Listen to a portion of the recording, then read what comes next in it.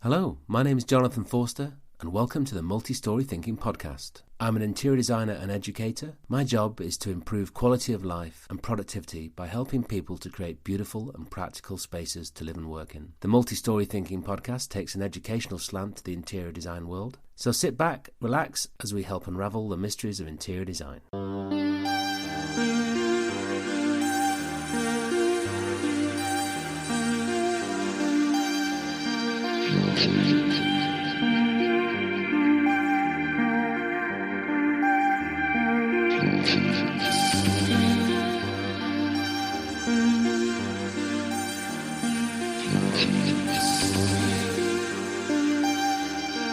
This week we speak to David Amos.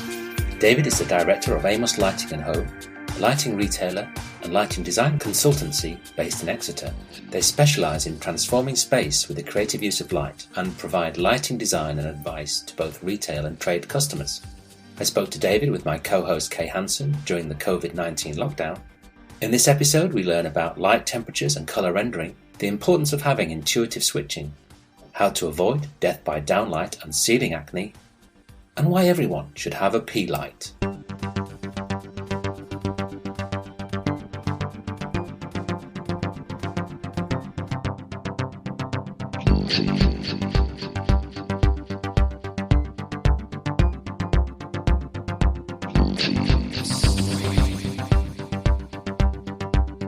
David, thanks for coming. Not coming, you haven't come anywhere, have you? You're at home.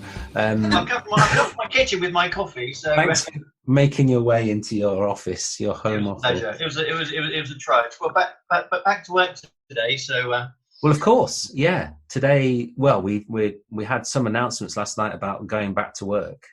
What's that going to mean for you? Have you got far to go? No, my proper office is about 8 minutes from home. I'm really lucky. That's just actually, it's probably about 8 minutes from my home because you're based in Topsham, aren't you? Around the corner from Topsham, Marsh Barton. So yeah, it's dead handy. I like an easy life because I work bloody hard, but I like things to be simple as possible. Tell us a bit about the business and when you set it up. Okay, so the business under my own steam is Amos Lighting. We set up. Do you know what? It's our 20th anniversary this year. Oh, congratulations. Well, thank you very much. Set up in 2000 in the end of, I think September, October 2000. But that was on the back of having been in the lighting industry for quite literally 38 years. So my father was in the lighting business. He's got a bit of history. So I've kind of grown up with it. I joined him in 1982. We had a lighting business in Bristol. So I joined as having done not brilliantly well at school, sweeping the floor, storeroom, stuff like that, and I absolutely loved it. I thought work was going to be a complete nightmare. I was dreading it, and the irony is, what I discovered was that talking to people, being creative and doing real things, for me, was much better than academic work. So that was 1982, stayed with him for a long time. We subsequently opened a branch in Exeter in about 1991, which I put my hand up and said, I'll go and do that. We did. And the result of that was fine. And actually, we sold the family business just before 2000. And I decided, rather than go with the company that bought our business, I would set up on my own. So I had a very, very long apprenticeship in order to start on my own. You know, business is so much about confidence, experience, and just getting the timing right. And 20 years ago, timing did feel right. And I think you need to have, you need to think very deeply when you go into business on your own. It's a very big step. You've got to be very committed to it properly. So that's my history. So, I'm still learning, but I've been in it a very, very long time. So there's very little I haven't seen, both economically and illuminationally. That's the word. So I'm very fortunate in that respect. And you've got lighting showrooms, which are open to the public, but you also do a design service. Yes. I think as interior designers, that's the really fascinating bit, to try and understand how to design with light and come up with schemes that use light effectively. Tell us a bit more about how that works. Well, it's a good question. I've been thinking about this just in the past couple of days, knowing that I was going to be talking to you guys. And the funny thing is, helping and working with interior designers is at so many different levels. And something that I've come to learn over a very long time is to A, never prejudge, B, give authentic advice. Because lighting is, on the one hand you're educating, but on the other hand you're being creative with something which is, something between a science and an art. So when we work with an interior designer, I think the most important thing is to understand what they're trying to get from us, because with a deep-seated knowledge of lighting, for example, we can work with an interior designer who's looking to source product, and what they're looking to do is find the right sort of product for the right space with the right kind of lamp in, and then that's where it gets more technical, because if it's the right kind of lamp, is it bright enough? Can we dim it? Is the color temperature going to affect the space? How is that going to look in the space? What's the volume? So at some levels, it's just about finding appropriate fixtures. I go to the foreign shows, Maison Objet, the fair in Italy, in Milan, been there many, many, many times. London, met Kay in London once, shared a rickshaw ride, that was fun.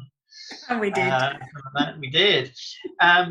So we can help source product is one way of working with a designer, because there is so much stuff, and the internet gives you access to so much stuff, but it's stuff, it's pictures, but to appreciate the materials, the finishes, and most importantly, the quality of light that comes from a fixture is not obvious.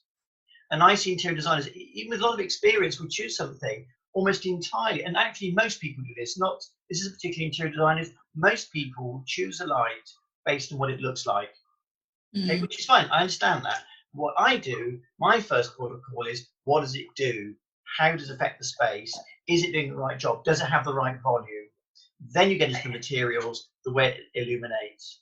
So product sourcing is one way. Another way we work with interior designers is from the ground up. So we may be engaged in a project where an interior designer is involved, and we will go through a process of understanding how a space is rendered, how it feels, how it's going to look, build up the different layers of light. The interior designer will bring the aesthetic, the finished space, what the client objective is, and our skill and expertise is in interpreting that, understanding it from a decorative perspective. Is that fixture going to look lovely, and is it the right size and the right quality of light? But then balancing that with architectural light, which are recessed light, concealed lights, lights in the floor, lights that expose space and materials when they're illuminated, and creating that balance between decorative light and functional architectural light can be tricky because they're two different things. So it's helping the interior designer pull those elements together so the finished scheme looks great, it works, it's not jarring, and why does that go with that? Why doesn't that work together? And that's really important, because we all have a common goal to do a great job of make spaces look and feel great and have delighted clients. But that sense of how does that come together is tricky. And you know what? You can't easily write it down. You couldn't put on a page, it needs to be this and this. Because today there is so many technology with lighting, and LED now is obviously everywhere. But the quality of light that you get from these light sources can be so different. And yet at first glance, you think they're the same.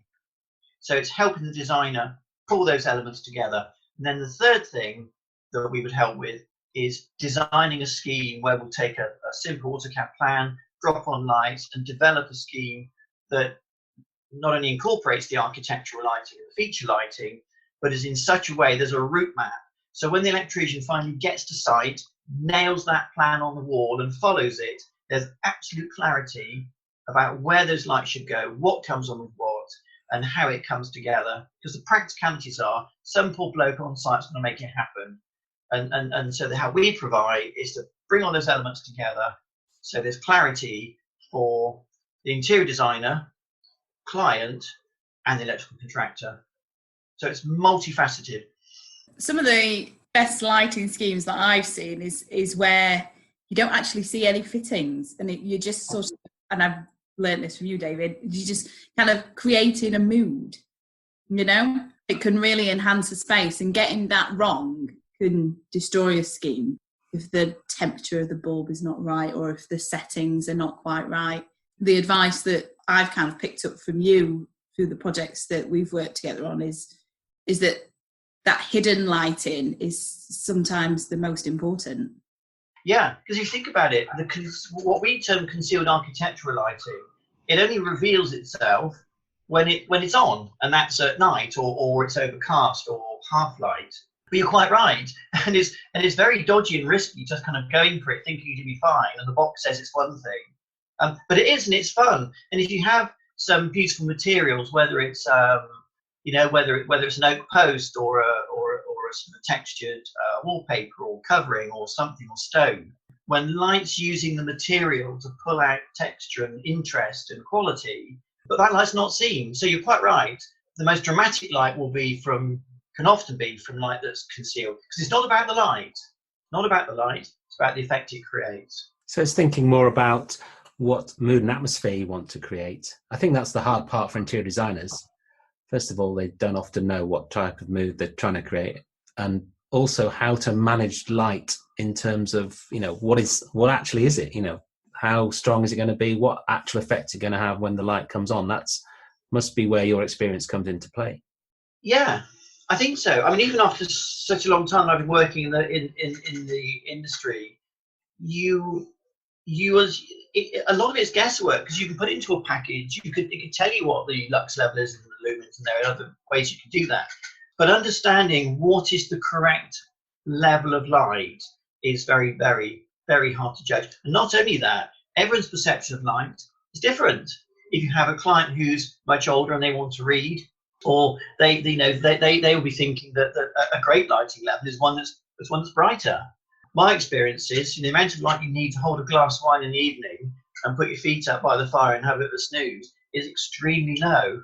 And so often, actually, I want to say to my clients, if you knew then what you know now, the journey would have been different. Because often you're asked, is it going to be bright enough?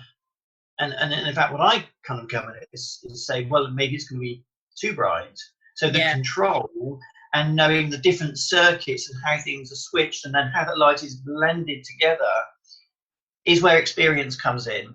And you know what? It's just about asking lots and lots of questions. And once you've got those questions, you start to form an opinion of how you should pitch that mixture and blend of light. I remember chatting previously, and we talked about keeping the switching simple is something that's quite important as well, because you can have lots of different lighting styles and effects in one space. But if you've kind of got everything quite at the wrong level, and if you've got lots of different controls and that kind of thing, it can really kind of mess the message of the mood that you're trying to create, I guess. Yeah, and the phrase I would use with switching is intuitive. If you have to think about what switch does what, we've got it wrong, or someone's got it wrong. Most people don't want there's a fine line between control, the ability to alter a space, but not so many buttons or switches you don't know what they're going to do. So a good judgment is having a simple set of controls that allow those different physical and literal layers of light to present themselves, but in such a way that it's simple for anyone to use. The analogy I would sometimes have with the client is say, well, if a guest was using this for the first time, is it clear what comes on with what, and how you very quickly get to that beautiful, soft level of illumination? What kind of sectors do you work in? It's largely across the board. I would say 75% of what we do is residential and hospitality, some slightly more commercial work. If someone's building a factory, we won't do the factory, but we might be involved in the entrance foyer or the MD's office or similar. But increasingly, it's working with clients that want something special that's well considered, that isn't obvious, that helps all those different elements together. But yeah, mainly nice residential, or just those that appreciate the difference and kind of get it. So often people say to me, "Gosh, lighting is so important, isn't it?" And I say, "Well, yes, it is, because I know that." And then, but the greatest joy is the clients that really get it, want something different and special, but also will see it through from beginning to end. That's the most satisfying, because otherwise you can, we all have got some projects that have to be value engineered where cost might be an issue, but actually seen from beginning to end, even if cost has to be controlled, whether the client spends a little or a lot, they still want a great outcome. Quite often you see some residential projects that are amazing, and then they're just flooded with spotlights. Yeah, so we call it death by downlight, or And the other one is ceiling acne. Funny enough, I've just done a blog, hasn't gone out yet, on how things should be well lit. And I was thinking what that should be. And I looked in our living room ceiling here. So we're about 7.5 meters by 3 meters. And there's not a single spotlight in the ceiling. Not one. Is it bright enough? Absolutely, because we have lamps, we have wall lights. But you know what? The recessed downlight was like the 21st century pendant. Years ago, you go to National Trust property, one pendant, that's it, green lampshade, ghastly. So the downlight is a 21st century light bulb. And I think there's a fear that is it going to be bright enough? And the conversation I have with an interior designer or a client is, no. You should be worried about it being too bright, not bright enough. But yeah, but it's easy. You just go, well, there's a room, we'll put 4, 6, 8, 12. And it's so unidirectional. The light from a downlighter can be used inappropriately. Harsh, glary, you get this sort of, this what we call eyebrow glare, where it's coming, it's just very, very shadowy and harsh. Now, if that's deliberate, fine. But for an ambient general light, having unidirectional light from gazillion downlighters in the wrong colour, in the wrong space. That's a bit of lack of knowledge, really, isn't it? And I've done a number of schemes where you're thinking, right, what do I put in lighting? And, a kitchen, you think, right, downlighters, under cupboard lights. It's a first step, isn't it, of putting in lights that you, as a designer, will be familiar with from seeing pictures.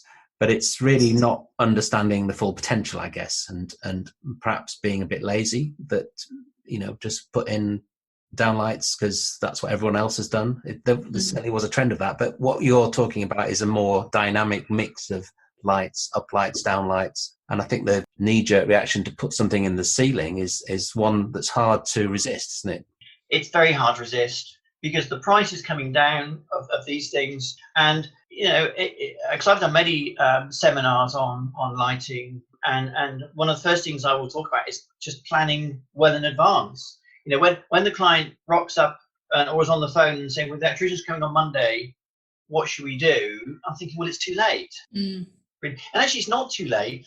But if I'm being really cheeky, what it says to me is, if this space was really important to you, you'd have thought about this ages ago.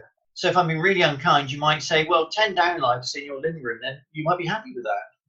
And I've known clients that have put too many downlighters in their sitting room or wherever, and they're pleased as punch. They think it's lovely and bright. And I'm thinking, Jesus. Well, it probably is lovely and bright. But if they like it like that, who am I to preach? I guess it's considering the activity that you're wanting to do in that space. If it's somewhere where you do want to lounge, and mainly in an evening, you're not going to want kind of a whole ceiling full of downlights, are you? You're going to want soft lighting. What would be your approach to, say, a domestic lounge then? What kind of things would you consider? First thing to consider is use of space planning. So the knowns, the givens, sofa, fireplace, TV, some of the usual, things that most people are going to have. That's the starting point. The secondary, in fact, the third thing you get onto is any artwork or specific features that would benefit from grazing or washing with light. But even before then, if it was just a sofa, some occasional furniture, TV, fireplace, I think the starting point is the absolute basic. And here's a really good example, which I try and do on screen. Okay, on planet Earth, light travels in a straight line. Okay, so whatever happens, it's traveling in a straight line. The most flattering light in a sitting room is light that comes from this direction. Okay, and this direction, i.e. from low up, are table lamps. Okay, so when you go to a nice hotel, you will always see lots and lots of lamps, always. And there's reasons for that. But the main one, which is not obvious until it's explained, is when light's coming this way, it's much kinder on the face. Okay, it's much softer. That's why when you go to the bistro or someone's home just full of downlighters, that's why I mentioned you get this very heavy shadow here, here, here, and here. Okay, and it's in not all the places where you don't want them. Yes, and then if you're older, like me and beyond, it's even less flattering because all those wrinkles will just unflattering stuff shows up. When light's coming this way, you're gently bathing a face with light. It's kinder. So light in this direction or this direction is better. So the starting point is lamps. by far and away the most. When the light is coming from sort of below shoulder level, that's the most flattering kind Absolutely. So if you had no downlighters, no ceiling light, but an okay sized living room and had 2, possibly 3 lamps or a floor lamp, same sort of thing, that's the starting point. And that is the most essential form of light. And it's one of those things that when it's in place and you see it working and you're with a client and you're talking about it, the penny drops and they go, oh yeah, I can see it. So whatever you tell them, you can't prove it until it's working. So lamp's the starting point. So it kind of goes against your instinct. My instinct would be to kind of look at the ceiling and look at the fitting and you know, what can we wash the walls with, and then a lamp is perhaps seen as an accessory. Yes, it can be seen as that, and a lamp is a piece of furniture, is a decorative object that happens to be a light. But that's why I'm starting with how the light is emitted. Because you can have the most amazing light doing the wrong job, and it's a disaster. And I've been to clients' houses and say, I don't like, the room just doesn't work. I go, well, I know it doesn't work. They love the look of it, but the light's rubbish. Yeah. Okay, but that's the starting point. That doesn't mean to say we don't then have a nice pendant or attractive fixture, which is a piece of jewellery. Absolutely, totally up for that. The fact that it lights up is almost incidental. Okay, the pendant's there. Then you add to that the idea of maybe if you're planning ahead, you get some rewiring done, some little spotlights to light a bookcase or a picture.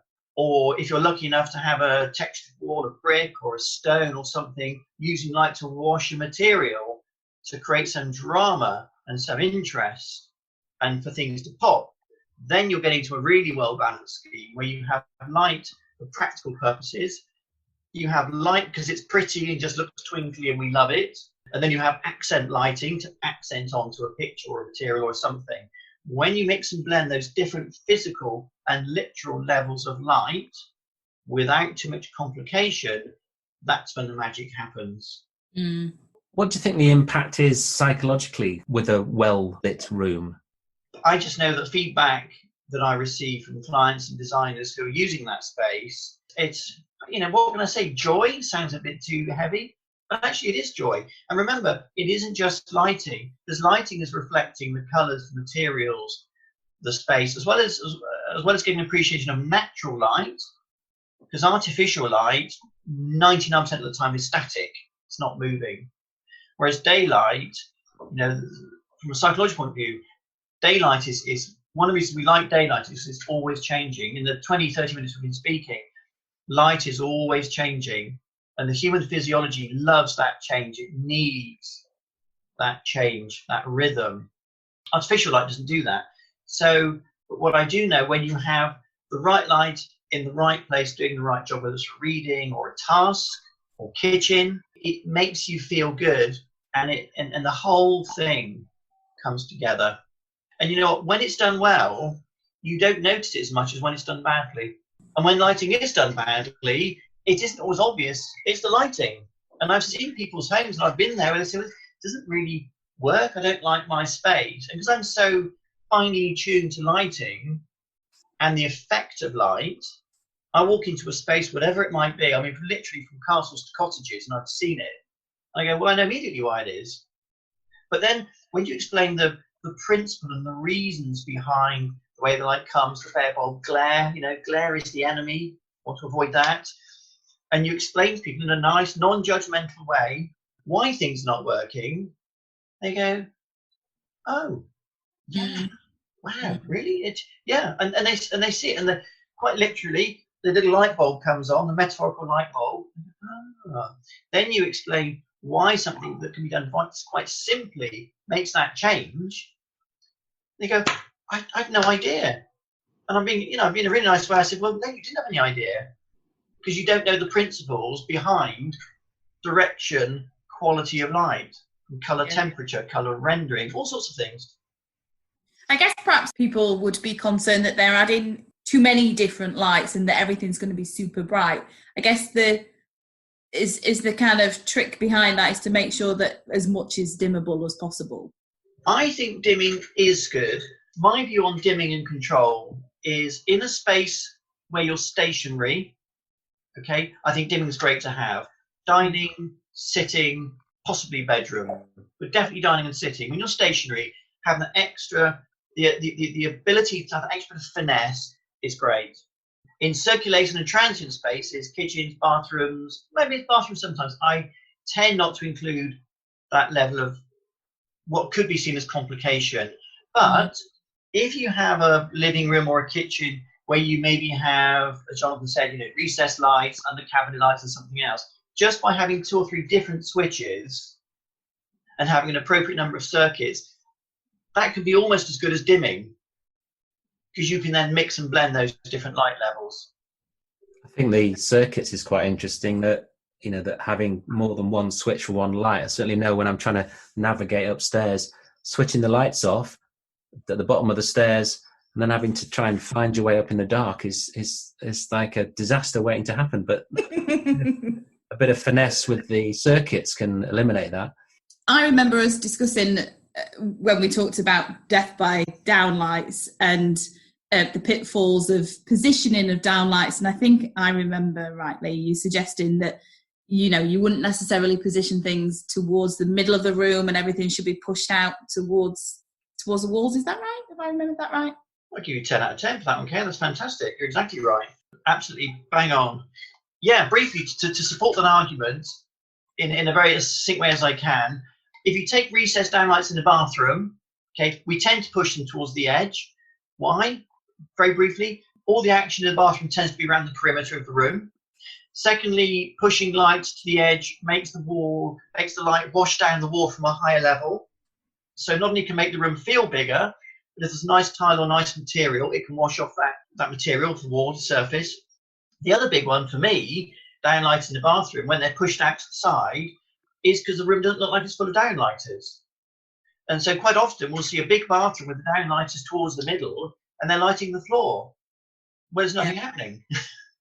So because the action in the bathroom is around the perimeter, that's the first thing. And in the kitchen, what tends to happen is you'll just see this regular row of 9 downlighters, 1, 2, 3, 4, 5, 6, 7, 8, 9. It's okay. My view, and as a designer or business, my designer's point of view, is to put downlighters where there is task, where the light is needed. That might be over an island, over a worktop, over a counter, over the sink. So the task is well illuminated, but that can also mean that space that's transient you're walking through isn't as well lit. Well, why is that a problem? And many, many times the client said to me, but if I don't put downlighters everywhere, doesn't that mean that bit of space, that area, will be a little bit dark? And I say, yes, it will. And they think, well, why is that? And the thing is, you need contrast, whether it's food or music. You need the dark, you need shape, and you need dark just as much as you need silence from music. Otherwise, we're all just lit. So, and by placing recessed lights, especially recessed lights, where you need them, you put more emphasis on the object or the space or the task you want to illuminate. Whereas if it's all lit, there is no contrast, there is no different dimension. So you're quite right. We tend to try and light things that we want to light, and then it would draw the eye, because the eye is drawn to light. We're a bit like moths. I have lots of different analogies, like the supermarket analogy. You walk into a supermarket and everything's lit. Everything is absolutely, the light level's flat as a pancake, isn't it? Everything's lit quite well, but it's bright. No visual interest whatsoever. You compare that to a high-end designer store, mainly clothes, retail, and there's often a lot of contrast, a lot of light, a lot of dark, a lot of light, a lot of dark. And it's similar to the home. Some people find that annoying, but what it will do is draw the eye to the product, draw the eye to what you want the eye to see. Like in a gallery, you tend to light things that need lighting. That lighting effect in stores, if anyone's ventured into Hollister, certainly in the earliest versions, it was going into a cave, wasn't it? A dark sort of, parents pulling their hair out thinking, how the hell can I see what I'm doing? Whereas I never went in because I thought it just looked too dark. Too dark. Yeah, we're not clearly not the target. We're clearly not the target market, but they were using light very dramatically, spotlighting merchandise, and then the rest was in darkness practically. Yeah, and that technique is very extreme. And I use the Hollister example with clients as an extreme. It is extreme, but it has impact. Whether you like it or not, it has impact. What can you say? I'm not saying it's right or wrong, but you certainly know about it because everyone, oh, that place is so dark. But choosing product is dreadful. David, can you explain a bit more about colour temperature and how that affects the way the light is used and where it might be more appropriate to use a particular type of colour? Sure. So colour temperature is measured in Kelvin. To describe where you would use different colour temperatures, in simple terms, a colour temperature could be described as cool, neutral, or warm. Okay, a cool colour temperature tends to be more blue in the spectrum, a little bit colder. Residentially, not used that much because it can feel very, very harsh. When you team a cold colour temperature in a bathroom, for example, it can make a space feel even colder because everything's white and chrome and very, very shiny and bouncy light. So cooler colour temperatures, which in Kelvin, we would talk about 4,000 Kelvin, has limited application, but there are spaces. Good for craft, where you want a crisper sort of light, or if the architectural space demands it, which is quite cool looking. Neutral colours are quite safe, around about 3,000 Kelvin, 3,000 K. Residentially is okay, it's in between sort of cool and warm, and suits most contemporary properties, I would suggest, 3,000 Kelvin. Warm, what we describe as a warm white, which in temperature is around about 2,700 Kelvin. Residentially is probably the most preferred colour, mainly because it's getting closer to what a candle would be. So historically, you have a candle, you have a flame, that colour temperature would be very, very warm. The physiology of the human is we like warmer colours, our skin tones. So a warmer colour temperature we would use in lamps, in pendants, chandeliers, so areas where we want the space to feel cozier. So any space you're sitting in or you're dining in or entertaining tends to be warm, a warmer colour. It's just nicer to be in. It makes us feel good and is good on fabrics, natural materials, stone, timber. So on the whole, I would say the majority of what we use is quite warm, 2,700 Kelvin.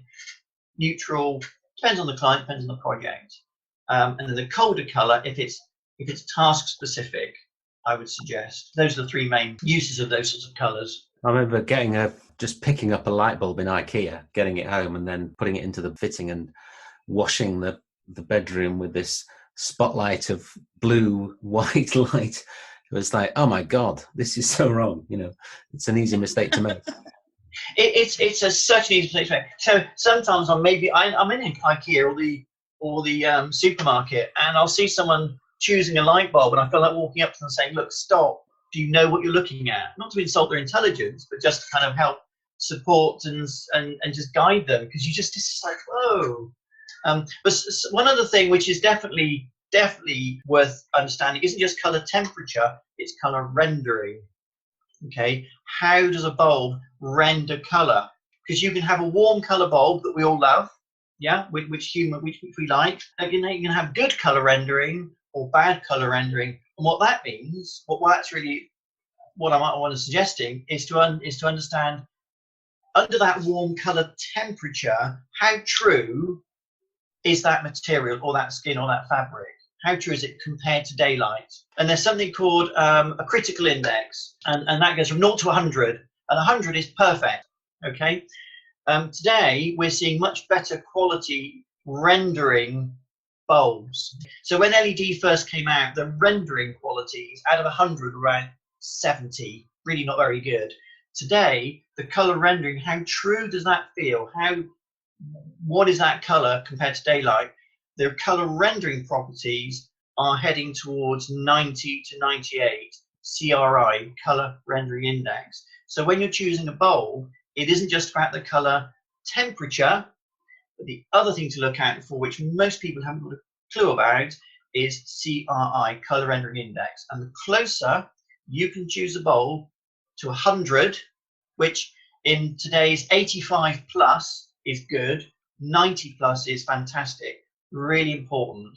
So you can have the right color temperature, a poor or not very good color rendering, and it's not as effective. How is that worked out technically then? Or do we not need to know? It's down to how the lamp's made, the phosphors, the quality of the chips, of the LED chips. You don't really need to know. Okay. But what I can tell you is usually the more you spend, the better it's going to be. Where would you find that information? You know, if you were for a domestic setting, for example, oh, bulb's gone, I need to go and get a bulb. Where would you get that from? I guess you can't just pick that sort of bulb from a supermarket, you know? No, you can. I mean, the thing is, you know, the supermarket or IKEA doesn't mean to say they're selling an inferior lamp. The thing to do is just to look for it. It is going to be there. Okay. It's going to be on the box. You know, people go, well, the shape, tick. Does it screw in or is it a bayonet? Tick. And then the consumer will then be thinking about, oh, is it a warm or a cold colour, like Jonathan's analogy of the fridge kind of bulb colour, and you get that right. But a consumer would never dream, wouldn't even think to look at what a colour rendering index is. It's just not there, so you don't. But that's why it's important to inform this for particularly for interior designers. Because you can have the right fabric, think you've got the right bulb, when you switch it on, you walk in on you, or the client says, well, this doesn't look like the sample I saw in the store in the daylight 2 or 3 months ago. Well, it is the same, but why is it different? And everyone's going, well, I don't know why it is. I know why it is. But it will be on the box. Okay. It will be on the box. And if it isn't on the box, I tell you, it's not going to be very good.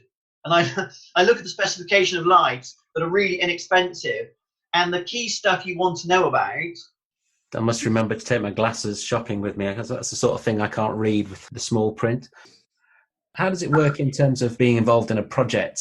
You know, what are the most effective ways of you getting involved with designers? Working with designers, the ideal scenario would be where we engage very early on, before the renovation, before the build, and get a really good, clear picture of the finished space, of the outcome. Now, that was tricky, because at the beginning of a project, they won't always know the fabric, or the layers, all those different things. But as the relationship develops, we understand more about how it's going to feel when you walk in that room, when you switch the lights on, you shut your eyes, and you go, what's that going to look like? Yeah. Then you are going to have, almost certainly going to have, a great space. So the engagement early on is absolutely critical, and being open and frank about what's going on. The interior designer will come to say, well, we're going to have a lamp there and a chandelier there, and that's great, because generally they'll be more, no disrespect to clients, but they'll usually be more informed than the client. That's why they're employing them. Another way another layer of quality that we will add, and we do add to interior designers to answer a question, is the stuff they don't know. Whether that's the colour temperature and colour rendering of a lamp, but I would describe it as lighting opportunity. Is there a lighting opportunity that reflects the interior, that reflects the language and the style and everything else going on, but that adds to something that brings visual interest? That could be lighting a bookcase. It could be lighting concealed behind something. It could be lighting that is, very often, some of the best lighting is completely unnecessary. And I have this conversation often. Completely unnecessary lighting. Do we need to light that bookcase? No, we don't. Do we need to light up that lovely stone wall? No, we don't.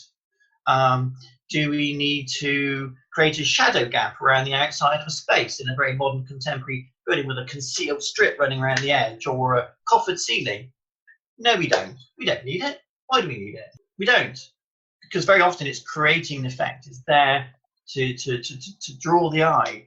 But in fact, when you have the early conversation and you're engaged, and you start to get those creative thoughts and the pen comes out, you're showing examples and samples of the transformational effect lighting can have, what is likely to happen is the interior designer will either push back and go, nah, too busy, not for us. Or they'll say, wow, do you know what? Or especially when it's image-led, very often we'll show clients images of projects or examples and samples. And they go, oh my God, wow, I could see how it could really work. Then you start bouncing the ideas around, the creativity and all that kind of starts flowing. And what you end up with is this lovely balance of the lighting and lighting effect that they either never knew existed or didn't know was possible, or adds a quality and texture to their work, balanced with the decorative feature lights, wall lights, lamps, those other things, and good advice on a small number of recessed lights that either wash some curtaining or light a niche. So it's a collaborative approach, and that has to start very early on. Because if it doesn't start early on, you get brought in halfway or towards the end of the project, and the client says, "Oh, if you met my interior designer," you go, "Here we go." It's kind of a done deal, and it's very difficult to undo and unravel stuff that's already gone. You kind of think, "Oh, this could be such hard work." And it's not about being hard work, but you're towards the end of the project, you're on the back foot, creating that magic and something special can be quite painful. Would you agree, Kay? What do you feel about that? Yeah, I would agree, actually. Yeah, I was just thinking about one of my next questions is going to be the challenges that you face. And I guess that's one of them. Coming into the project too late, where certain things have not been allowed for that could create some really great sort of tricks or effects.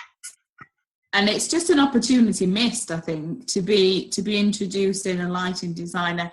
If that's what the project requires or asks for, then I think you've just got to do it really early, for sure. Yeah, I think you're right. It's if the project asks for it. Because if what you're providing is something at a slightly more refined, I don't mean that in a snobby way, but considered level, everything's been thought about and kicked around. Quite often we'll meet the designer, talk about loads of crazy ideas. And in fact, what you end up with is really simple, because that's what the project demands. But at least we've thought about the other options. We've considered what else could be done. No, don't need that. So it's an honesty, opening the book and saying, look, let's work together. How can we make this better? Other really important things would be talking about budget. We come up with an amazing scheme, but if the budget isn't there, then you go, well, okay, how do we value engineer but still have something special? Great interior designers are great when they're not too precious as well and don't already have that inbuilt sense of, whoa, you're going to wreck my scheme. No, I don't want to do that. What I want to do is enhance it.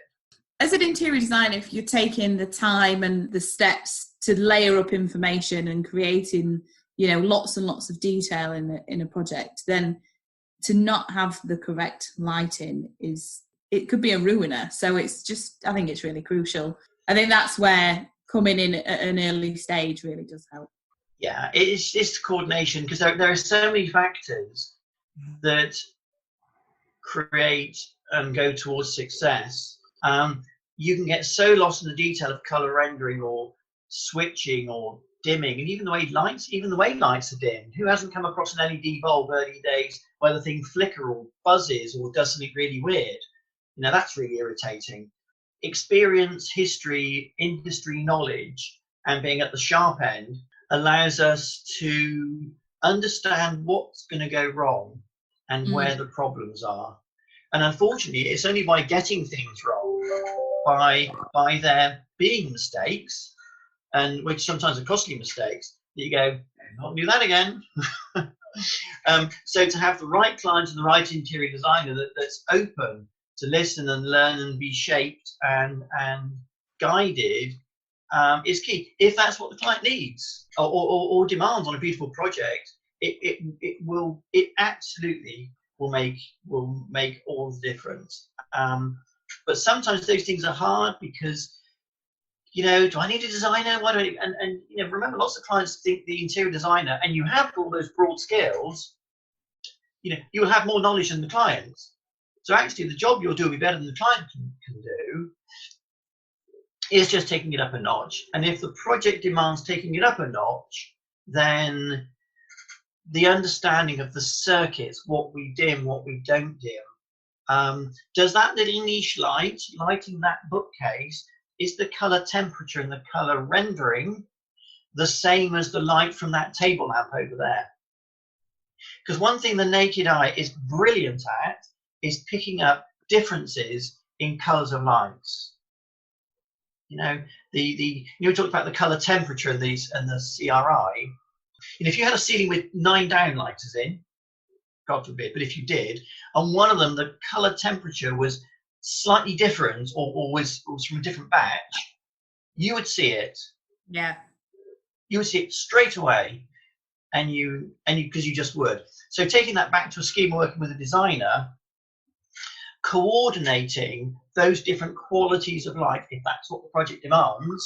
So the niche light works with the strip light in the bookcase and the chandelier, is something which just A, goes over most people's heads, and B, you need to know what question to ask in the first place. So you know what? A lot of interior designers don't even know the question to ask. Why would you? So interior design projects tend to be full of decorative feature lighting because it's sort of easier and it's pretty, and you put it on the mood board or the Pinterest and it all feels like it coordinates. And that's fine, there's nothing wrong with that. It's the next level. Are there any top tips that you think, if I could just give you this one little trick or one tip, I think it would really help. I remember us talking about, I think you called them pea lights. Ah, the infamous pea light. In the bathroom, and that was just something that if you've got an ensuite and you want to go to the loo in the night and the light comes on and all the rest of it, it just makes such a difference to people's lives sometimes, doesn't it? It does. I mean, I'll give you two examples. That is one of them where light, I wouldn't say quite brings joy, because going to the loo in the middle of the night isn't necessarily joy. But I think what's nice is a light. So the pea light you described is a little low level, a very dim light source placed at low level, i.e. about 6 inches off the floor, rigged up to a sensor in the ceiling, a little concealed passive infrared sensor, as a comfort light. So when you walk into the space, that little bit of light comes on. Now, why is that such a joy? Well, I'll tell you why. The first thing is the amount of light you need at 3 o'clock in the morning in a loo, in the bathroom, isn't that great. And it's amazing when you wake up and you're half asleep and everything's absolutely pitch. If you put all the lights on, the melatonin drops, you're wide awake, you go to the loo, you're back into bed, and you're still awake. Okay. Whereas if the light source is pointing towards the floor and it's not at all bright, you can do what you need to do, leave the room, you don't have to fumble for a switch, and it's there. So a little comfort light like that is a joyous thing, because it's just making life a little bit nicer. If the light wasn't there and you banged your toe, that's bloody annoying. Yeah. But that's that same kind of quality of light, a little kind of, fixture. I mean, they're now half the size of a light switch at low level. We use that kind of light in corridors or passageways. Some houses have a very dark passageway. On a sensor, 2 or 3 of them, you don't need a lot. Or maybe on a switch or a sensor is a lovely way to guide you. You don't need 20 downlighters on a long passageway to get from A to B.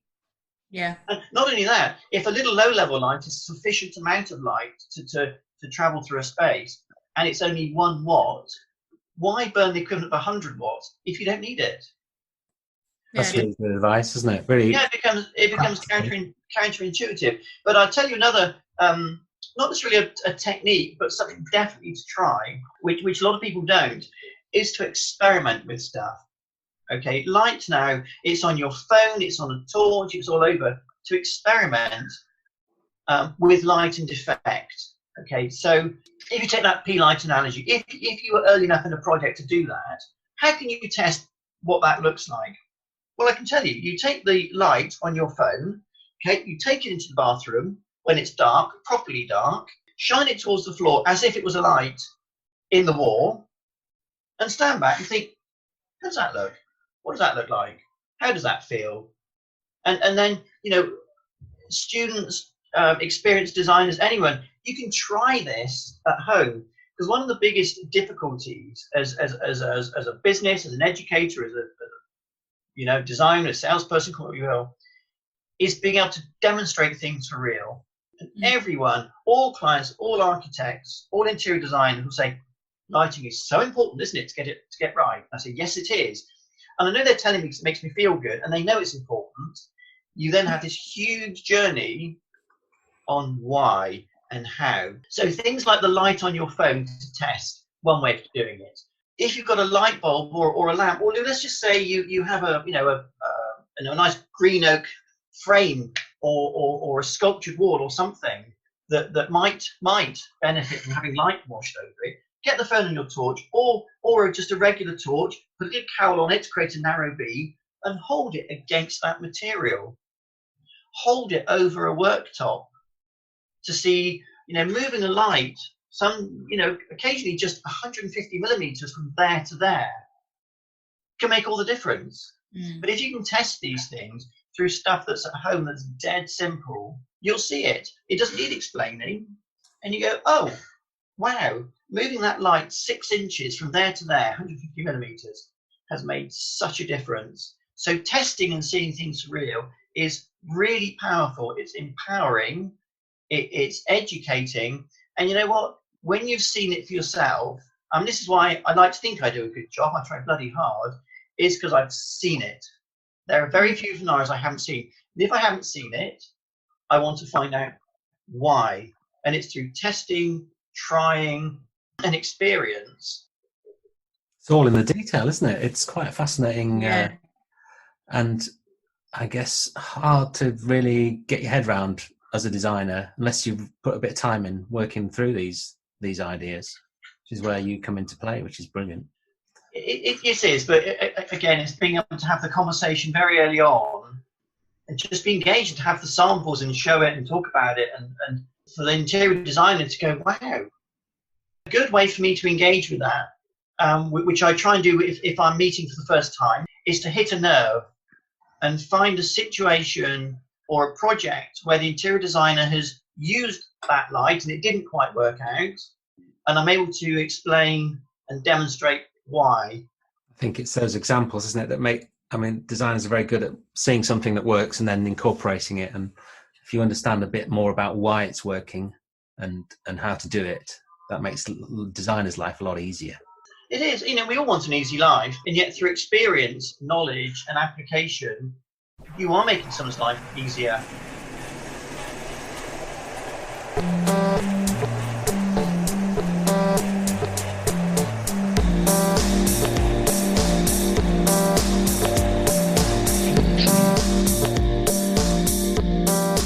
Thanks to David for taking the time to speak to me. It's a really enjoyable chat and lifted the lid on lots of the simple technicalities of lighting design, which are often misunderstood or even not known.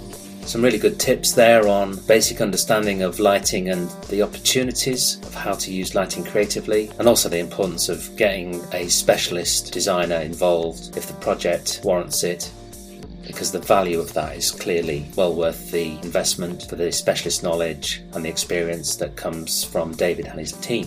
I like the idea of encouraging designers to not only observe light in different situations and try and understand what's going on, but also to practice using light and seeing what effects can be achieved using the phone, torch, and experimenting with a few positionings of light sources and seeing how they can affect the impact of materials, colours, textures and patterns within your spaces. That hands-on practical knowledge is really invaluable and builds up experience that you can bring to play in the design projects that you're working on. Lighting is an important component of the interior design experience, and that's something that we're introducing our students to at the University of Plymouth. If you'd like some more information on how to be a kick-ass interior designer, have a look at the links on the website. We're recruiting for the next academic year, of course.